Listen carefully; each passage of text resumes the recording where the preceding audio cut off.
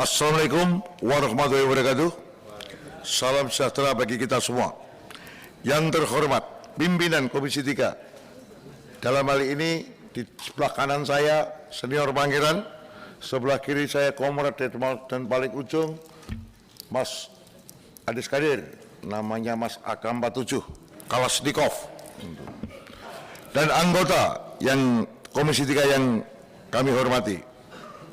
Yang kami hormati calon pengganti pimpinan KPK atas nama Saudara Dr. Yohanes Tanak SH.M.Hum serta hadirin yang kami muliakan. Pertama-tama marilah kita ucapkan puji syukur kehadiratnya, karena hanya atas perkenannya kita hari ini bisa berkumpul di sini dalam keadaan sehat walafiat. Kami sampaikan juga terima kasih kepada Saudara Dr. Yohanes Tanak SH.M.H.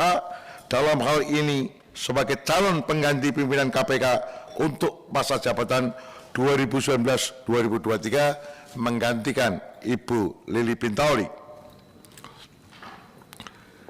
Hari ini sesungguhnya kita tidak mengulangi uji kelayakan atau fit and proper, karena Dr. Yohanes Tanak ini sudah dilakukan fit and proper test pada 12 September 2019. Namun demikian, karena sudah 3 tahun 18 hari, maka tidak ada salahnya kalau nanti ada hal-hal yang baru yang akan disampaikan, ada perubahan. Dan juga atas pesan dari Sekjen P3 seumur hidup Pak Dr. Asrul Sani, nanti akan dibacakan apakah Pak Yohanes Tanak masih memenuhi syarat untuk menjadi calon anggota KPK. Nah, hari ini kita berikan waktu kepada Pak Yohanes Tanak untuk pertama menjawab apakah masih bersedia, walaupun hadir pasti bersedia. Ya, nanti aja Pak. Yang kedua, tentu apakah masih memenuhi syarat yang disyaratkan undang-undang, bahwa Diko masih memenuhi syarat, nanti diuji sama Pak P3, Pak Sekjen P3. Waktu Diko kita berikan kepada kita semua untuk panjenengan untuk bicara maksimum 15 menit. Dan berikutnya nanti kalau ada yang akan bertanya atau apa, nanti kita cek di lapangan. Kami persilakan 15 menit untuk Pak Dr. Yohanes Tanak, kami persilakan. Terima kasih. Siap. Terima kasih atas kesempatan yang diberikan oleh pimpinan Komisi 3 DPR RI serta wakil pimpinan dan seluruh jajaran pimpinan dan anggota Komisi 3 DPR RI yang saya hormati, saya cintai dan saya banggakan. Assalamualaikum warahmatullahi wabarakatuh. Selamat siang, salam sejahtera bagi kita semua. Om Swastiastu, Namo Buddhaya, salam kebajikan. Dalam kesempatan ini Pak, saya mencoba menyampaikan tentang hal-hal yang saya pahami mengenai pemberantasan tindak pidana korupsi, Pak. Yang pertama dari sisi histori, Pak. Histori, kenapa sampai kemudian pemberantasan tindak pidana korupsi ini diperlukan oleh negara? Karena ketika negara memproklamirkan kemerdekaan pada 17 Agustus 1945, ternyata organ-organ pemerintah dalam menjalankan fungsinya tidak sebagaimana yang diharapkan, sehingga pembangunan di Republik Indonesia tidak terlaksana sesuai dengan harapan. Sehingga Presiden Soekarno mengeluarkan satu keputusan yang berupa suatu keputusan menetapkan bahwa negara dalam keadaan darurat perang. Dalam keadaan darurat perang tahun 1957, yang kemudian dengan harapan agar pembangunan di Republik Indonesia ini dapat terlaksana sesuai dengan harapan masyarakat bangsa dan negara untuk menciptakan keadilan bagi masyarakat bangsa dan negara Indonesia. Tahun 1957 itu kemudian terbentuklah yang namanya Perpu nomor 24 tahun 1957 dengan tujuan untuk melakukan pemeriksaan penuntutan terhadap pelaku-pelaku tindak pidana korupsi.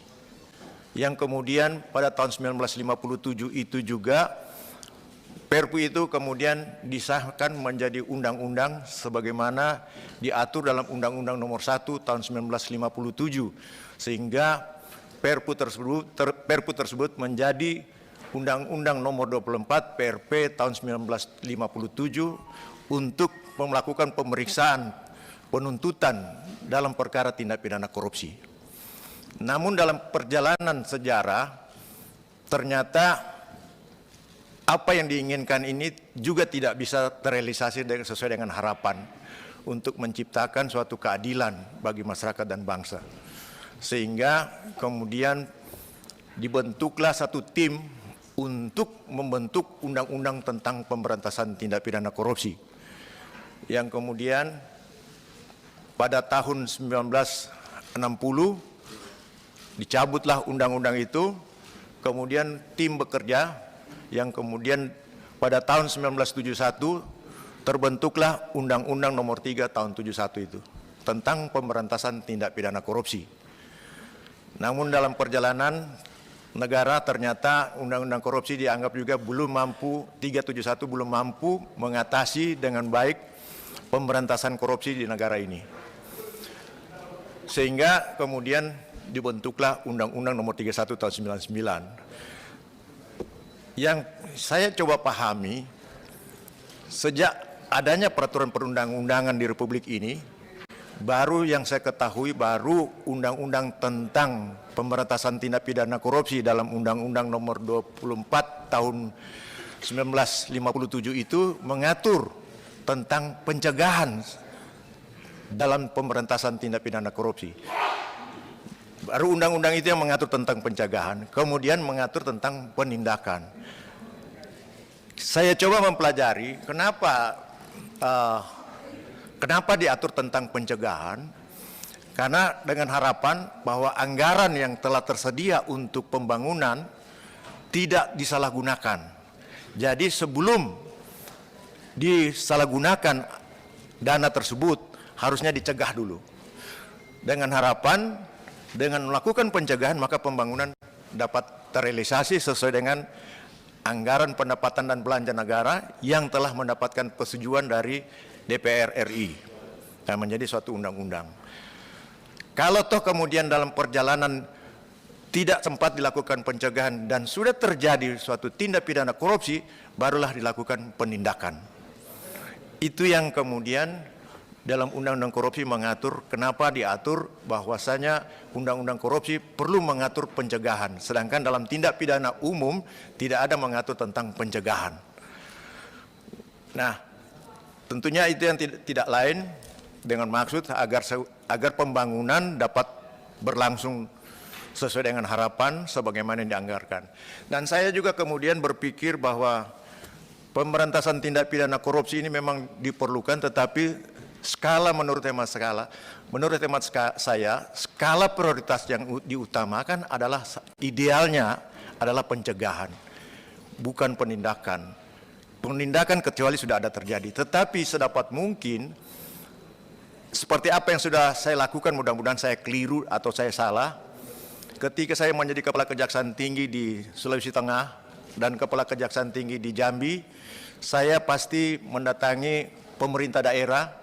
Saya minta seluruh kepala-kepala dinas untuk hadir dan saya memberikan sosialisasi tentang pemberantasan tindak pidana korupsi.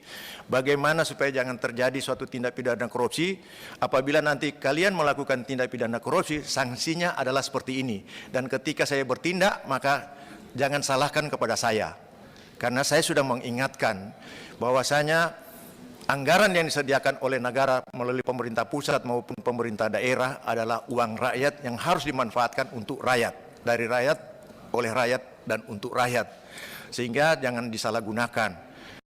Nah, tetapi ketika Anda menyalahgunakan, saya akan melakukan penindakan. Kemudian saya juga menyampaikan, meminta supaya manakala teman-teman di pemerintah daerah ada sesuatu hal yang diragukan untuk kemudian jangan sampai nanti ketika saya melaksanakan tugas ini indikasinya nanti kena korupsi.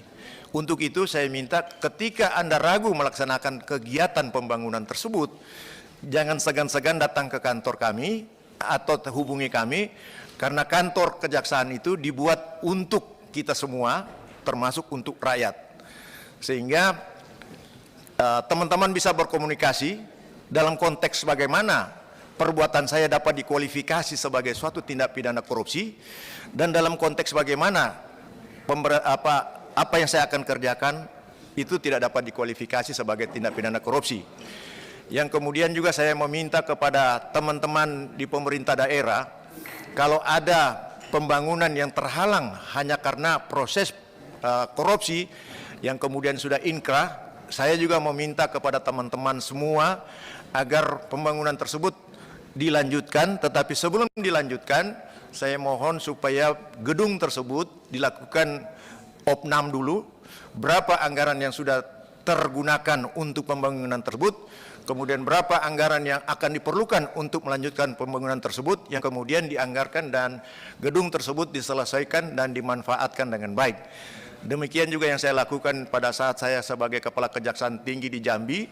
Ada kasus korupsi juga yang sudah ditangani sebelumnya, kemudian pembangunan gedung Universitas Islam di Jambi yang terhalang, kemudian saya minta rektor untuk kita diskusi bagaimana program kita ke depan supaya gedung itu terbangun kembali. Dan apa yang saya kerjakan semua dapat terrealisasi dengan baik. Harapan saya juga demikian, Pak, ketika sekiranya Tuhan Yang Maha Esa mengizinkan saya untuk kemudian bergabung dengan rekan-rekan di KPK, saya juga mencoba menyampaikan kepada teman-teman untuk mengedepankan penanganan perkara tindak pidana korupsi melalui tindakan pencegahan. Karena kalau penindakan menurut hemat saya, tapi ini hanya pemikiran saya, Pak, ketika saya selaku penyidik untuk menangani perkara korupsi, cukup banyak biaya yang dikeluarkan oleh negara untuk penyelidikan, untuk penyidikan, untuk penuntutan, hingga eksekusi. Sedangkan dalam perkara korupsi, negara berupaya supaya jangan ada uang negara yang terkucur. Tetapi ketika kita menangani perkara korupsi, uang negara bertambah yang terkucur. Terkucur di mana? Pada saat penyelidikan, penyidikan, penuntutan, dan proses persidangan. Cukup besar biaya yang diperlukan, sehingga lebih diskala prioritaskan bagaimana supaya uang negara tidak keluar banyak, kemudian kita lebih mengutamakan pencegahan. Kemudian saya mencoba berpikir untuk RG terhadap pemberantasan tindak pidana korupsi, restorasi justice. Tetapi apakah mungkin yang saya pikirkan itu dapat diterima, saya juga belum tahu.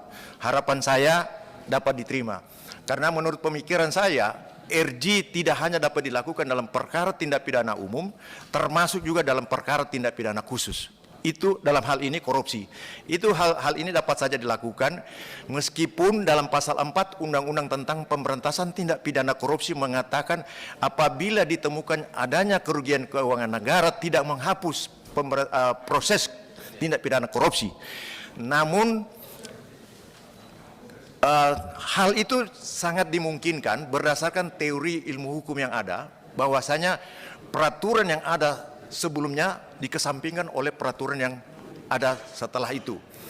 Di mana kalau kita saya mencoba menggunakan RG dalam korupsi, saya akan menggunakan adalah undang-undang tentang BPK, Pak. di mana apabila BPK menemukan suatu kerugian keuangan negara, maka BPK akan memberikan kesempatan selama 60 hari kepada yang diduga melakukan kerugian keuangan negara untuk mengembalikan kerugian negara. Tetapi saya kemudian berpikir, kalau kemudian mengembalikan keuangan negara berarti pembangunan dapat berlanjut. Nah, tapi dia sudah melakukan satu perbuatan yang kemudian menghambat pelaksanaan proses pembangunan. Kalau saya boleh mengilustrasikan, kalau saya meminjam uang di bank, Pak, maka saya akan dikenakan bunga, Pak. Dari pokok kemudian bunga. Kemudian ketika saya melakukan penyimpangan, maka saya dapat dikenakan denda. Jadi selain membayar bunga, membayar denda juga. Nah, saya punya pemikiran, Pak, meskipun belum ada diatur dalam undang-undang tentang pemberantasan tindak pidana korupsi, tetapi bisa diisi dengan suatu peraturan untuk mengisi kekosongan hukum dengan membuat mungkin dengan peraturan presiden. Di mana nantinya ketika ada orang yang melakukan tindak pidana korupsi, kemudian saya berharap dia dapat mengembalikan uang tersebut, tetapi dia kena denda juga, kena sanksi juga. Jadi kalau dia merugikan negara 10 juta, saya berharap dia mengembalikan kepada negara 20 juta. Jadi uang negara tidak keluar, PNBP untuk negara ada. Bisa saja 2 kali atau 3 kali. Begitu juga, Pak, ketika penindakan. Jadi restorasi justice ini ketika sudah ada restorasi justice, dia bisa mengembalikan, kita tidak proses, tapi mengembalikan tidak sejumlah yang dikorupsi, tetapi 2 kali atau 3 kali dia mengembalikan, maka tidak perlu diproses secara hukum. Karena ketika dia diproses secara hukum seperti yang saya sampaikan tadi, maka kerugian keuangan negara akan bertambah bukan berkurang. Itulah pemikiran-pemikiran saya berharap mendapatkan persetujuan dari Dewan yang terhormat sehingga pada saat nantinya dapat dilaksanakan, ini pun mendapatkan dukungan dari pihak DPR yang terhormat. Begitu juga koordinasi dalam penanganan perkara tindak pidana korupsi tidak hanya harus dilakukan oleh KPK, tetapi tetap berkoordinasi, bersinergi dengan lembaga penegak hukum lainnya seperti kepolisian dan kejaksaan, juga berkoordinasi dengan pihak terkait seperti BPK dan BPKP agar dapat menghitung kerugian keuangan negara yang konkret. Dan selain itu juga melakukan koordinasi tentunya dengan DPR RI Pusat, khususnya Komisi 3, dan juga tentunya dengan DPRD Provinsi maupun Kabupaten dan Kota. Semuanya ini menurut hemat saya perlu dilakukan, perlu bersinergi, sehingga apa yang diharapkan oleh masyarakat bangsa dan Indonesia untuk membangun negara ini benar-benar dapat terrealisasi sesuai dengan harapan.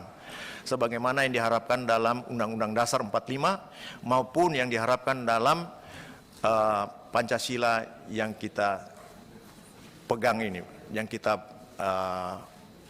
jadikan pedoman hidup kita, negara kita. Saya kira mungkin sementara itu yang bisa saya sampaikan, Pak.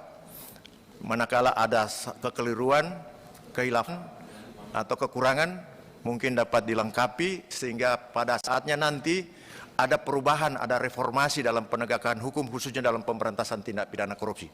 Terima kasih Pak Pimpinan. Terima kasih Pak Dr. Yohanes Tanak. Persis 15 menit waktu dipakai.